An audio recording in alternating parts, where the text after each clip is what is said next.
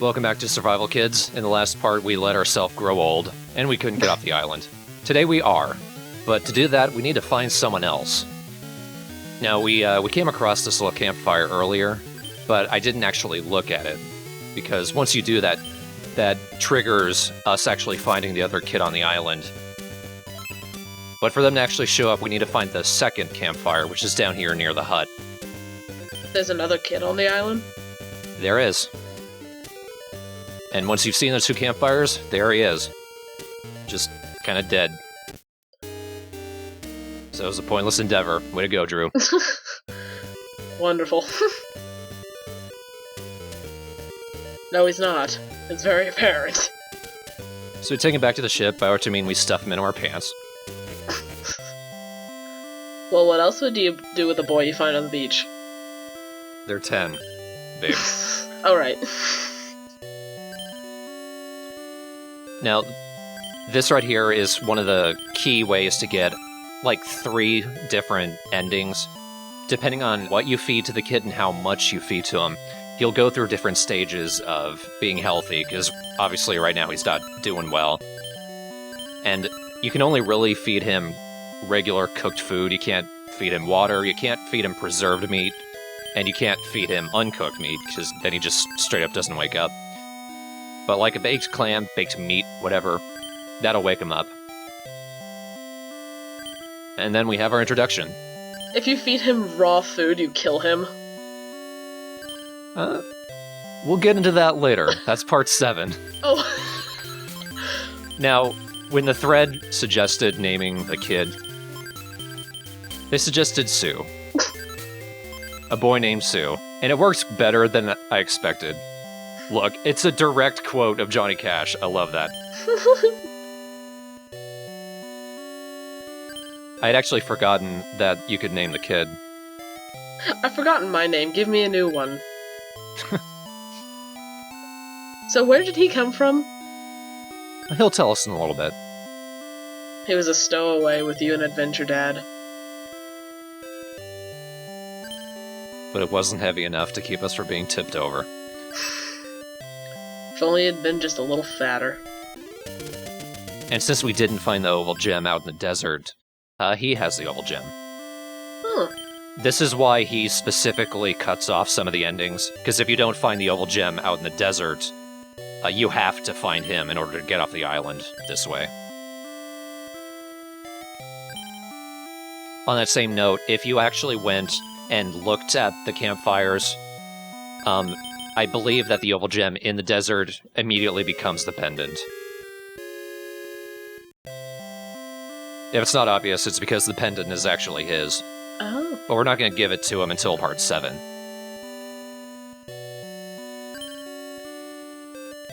Just constantly keeping necklaces from people. Regardless of the game.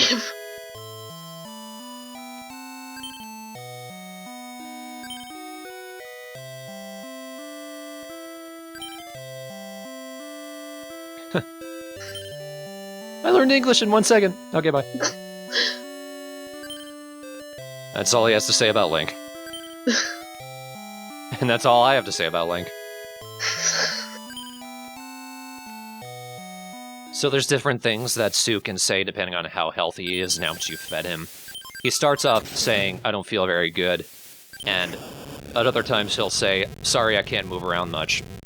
But once I put in the oval gem, he'll change what he says, and I think, for whatever reason, he just immediately gets a little better.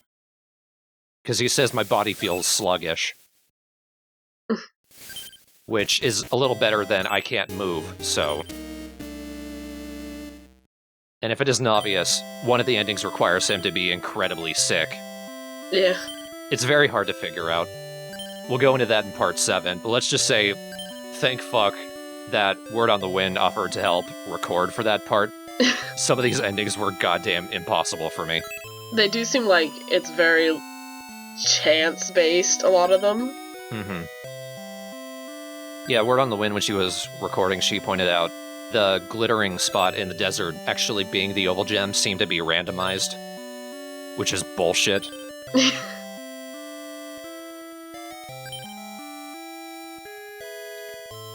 In that same token, Sue here actually getting instantly better seems to be randomized as well. I was just puking my guts up, but now I'm fine. But you recall this little area back when Link was a little prick.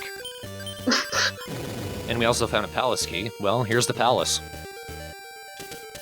Time to go Zelda that up in this bitch.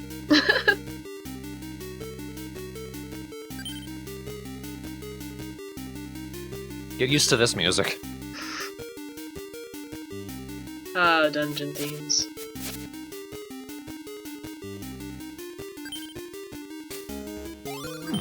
Might be nice to hold on to, though I doubt I'll ever really need it. Easter Island heads. Yep. Can't work on that quite yet. Now, the idea of the ruins is there are a bunch of different puzzles we need to go through. A couple of which will actually give us keys so that we can progress through the dungeon, so it is very Legend of Zelda-ish. Mm-hmm. There's a hut up here we can use to sleep, and you kind of need it. And you want to be well supplied on food and water, because you're going to be here through several in-game days, just getting through everything. It's a very, extended dungeon, but thankfully it's the last area of the game. My main problem with this area is if you don't actually have a guide or something, or if you're not previously aware of everything, it can take you much, much longer than just a few days. Case in point, this room. Oh. There's actually holes everywhere. Oh. Can you guess where? There's one right there.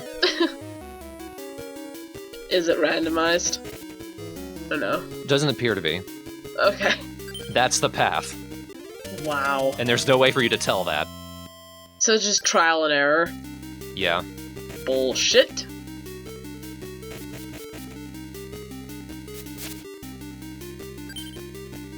Oh yeah, that's healthy. Some mush. I like when this game just doesn't even bother spelling out the full title. Is it supposed to kind of be like a Mayan temple, or...? I don't know.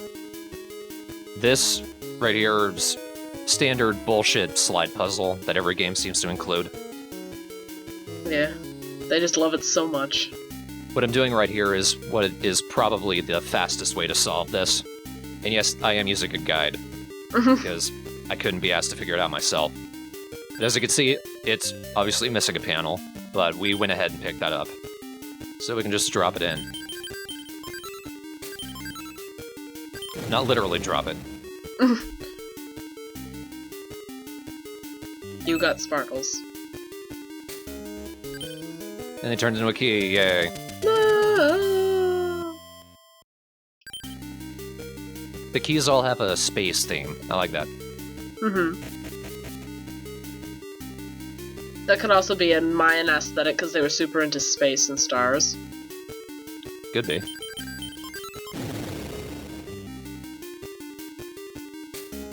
The next area is right down here. I'm pausing to think about it. I'm probably just stopping to look at the instructions. Because this area is a strange kind of maze. Oh, my favorite. You can actually drink that water, but I think it's poison, so don't do it. So it's a maze based on doors. Ah.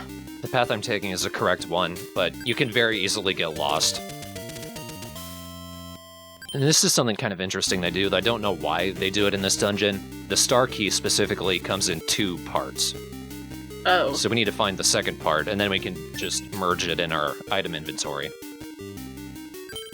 But it's not exactly in a difficult place, so I don't know why they did it. We'll see in a bit. Just cause! Maybe it was another Zelda thing, because didn't they do that in, I know that was Twilight Princess, it was way much after this. Yeah. I do like the art. The little art images. Yeah.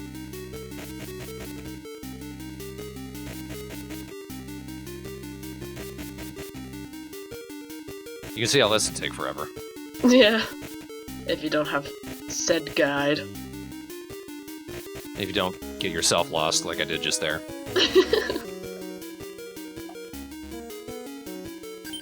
Those look like pots, not berries. It's about the size of you, so...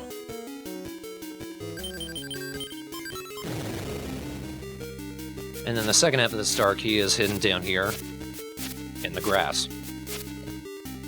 That was a hard puzzle. The most skill-testing puzzle! That's really all that's down here. They could have just gone straight with the giving us the moon key and leaving it there. They need to complete the set. The celestial set. One of the reasons you need to be well stocked on food before you come in here is that the grass and berries and mushrooms you find around the area are unlikely to be ones that are actually beneficial to you. So obviously I got spicy berries and confusion mushrooms. Confusion mushrooms. Yeah. So that's what they call them. That's just a shortcut. Because this is a fairly long area, and you need to be prepared in advance for this room. You need to have every little tool that's necessary for this before you come in here. And that includes your canteen, your hammer, you need a big stick, and you need a bow and arrow. Seems like quite the pain. And you need kindling, but Drew doesn't let you drop that no matter what you do anyway.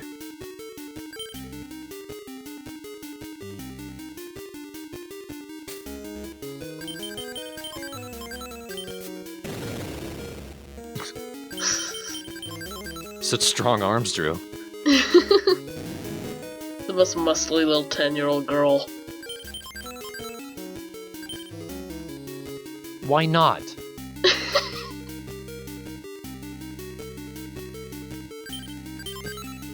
I'm getting a very 2D Zelda vibe.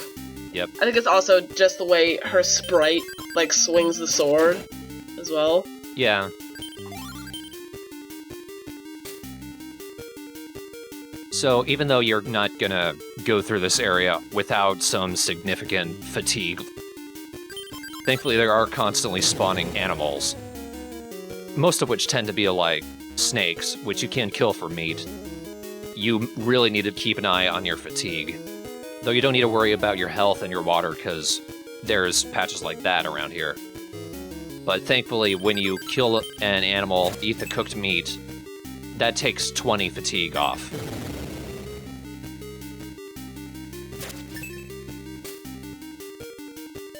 And since it's frequent enough that I can just, like, go ahead right here,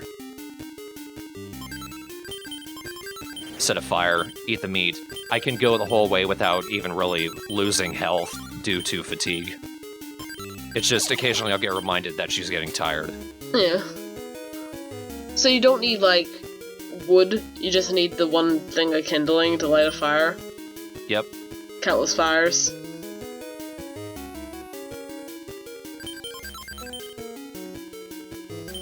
I don't actually need to go down there. That's just a shortcut back to the entrance again.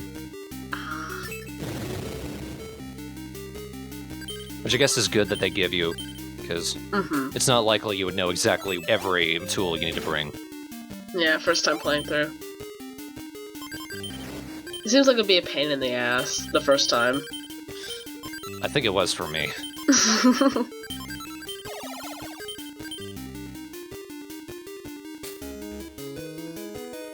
Her pigtails wiggle as she walks.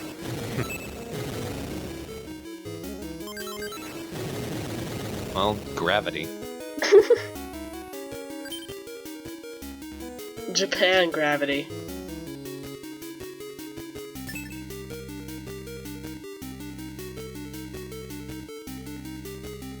This isn't really a puzzle. Just go to a switch, see which stone is moved out of the way, so that you can get to another switch. The biggest danger here is that enemies can spawn right in front of you, and you're kind of boxed in. And if it's a If it's an aggressive enemy, you might take a few hits. Like a snake. The snake I don't mind so much. I could kill him pretty quickly. Snakes are kinda cute. They're also delicious.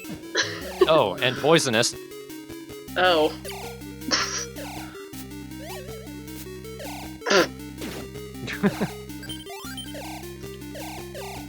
I bonked you on the head with my giant hammer.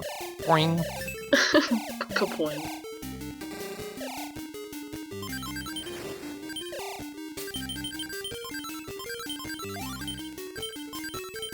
I'm not sure how long the poison lasts. Seems to be about for 30 health points. That is a really annoying noise. Yes, it is. There we go. Like a lot of things, I think poison and just general passage of time, I think, are all based on your amount of steps you take, not so much in actual time passage. Ah. I haven't eaten thin grass through all this, or I think I have once, but its status is it's just incredibly bitter, which doesn't actually do anything. It just means that it tastes bitter when you eat it, and then it decides it doesn't need to tell you that next time you look at it. So it's useless. Yep.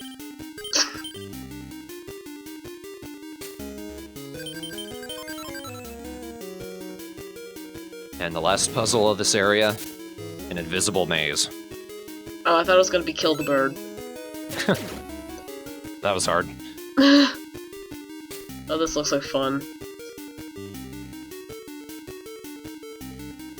It's not as long and as hard as it looks, but it can be. The main idea is just keep moving up, Yeah. but keep in mind that that switch and the doorway are not directly connected to each other, so you kind of need to head back down and finagle a little bit. Finagle. Finagle. I like that word, okay? But once you've got the door open, it's a very short little passageway between them. Ah! And the last gem.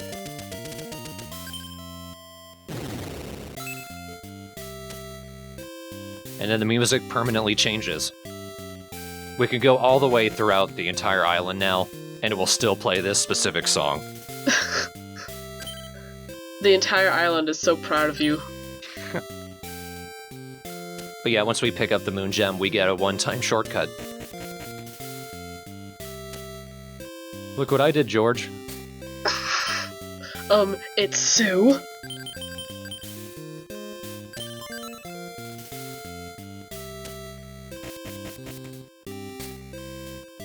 So isn't that the son? Like if you pick to be a boy at the beginning of the game, that's Adventure Dad's son? Yep.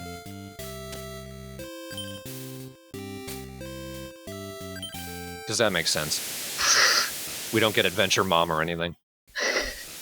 I guess he was trying to reunite his two alienated children. Or something. On the Titanic. And then it's... I'm gonna go crash the boat. You kids have fun. This was just all set up by Adventure Dad to get them to...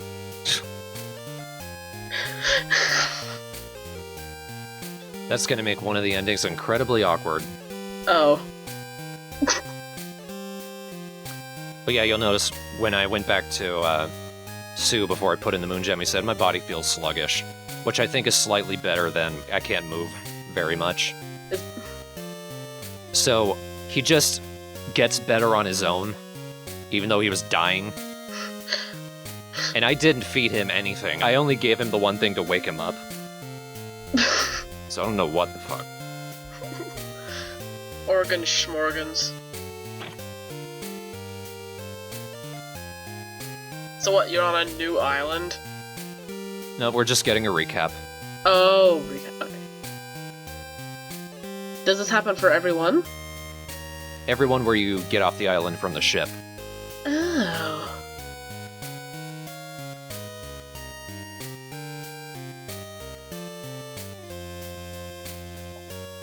And maybe some of the other ones. It's just, this is longer because we actually had to do more. On day 6, we taught a monkey English. On day 7, we ate him. But not on day 8, which would have been funnier.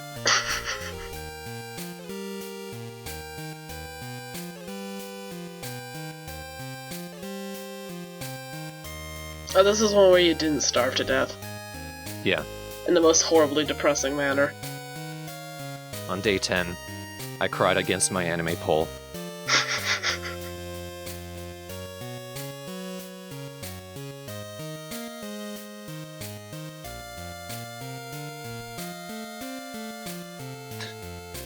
Kinda looks like Sonic. Dying! Just the hair. I'm not crazy! No, you're right.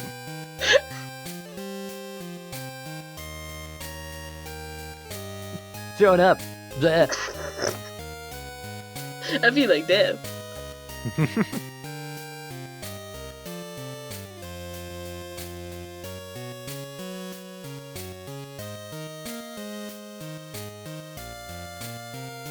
Yeah, getting attacked by foxes, getting bitten by snakes. Poison. Starvation. Illness. Wasn't so bad. It was an adventure. But hey, I made friends with people I can't communicate with. I'm so glad I met Yusu, who I've known for one day.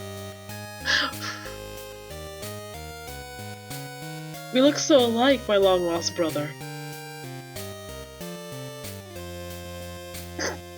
And I died. Did...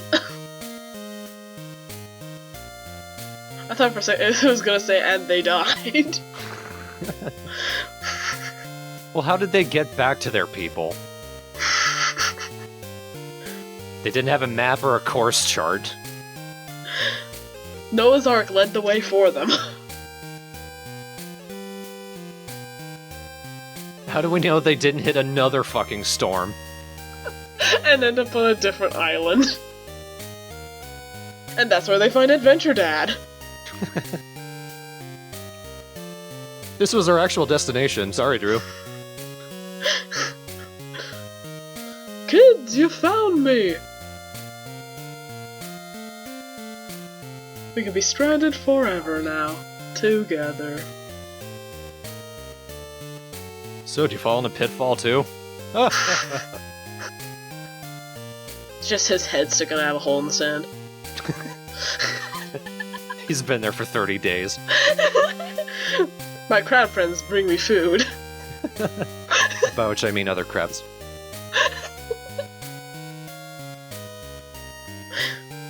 By which I mean I eat my friends. Ending 6. By the way, kids, you have a new stepmom. A monkey comes out of the forest. Starts picking ticks out of his hair. I named her Link too. But that was ending 6. A comparatively mediocre ending. Nothing really special happened, it's just, we did a lot. It wasn't so bad. What is bad are the other fucking endings. Wait, not the starving... The previous ones or the ones to come? The previous ones are depressing in their own way. There's another one that's equally depressing in a different way. Oh no! But it's more actually getting those endings, which is the worst part. Namely that I couldn't fucking do it. It's okay, hun. Oh, you'll see. There's more drama in the endings to come. But the next part will be the final part of Survival Kids. It's a very short LP. The next part will just be showing off the remaining endings. God damn it, Adventure Dad. Adventure Head. Adventure Head. He's just a head now, in the sand.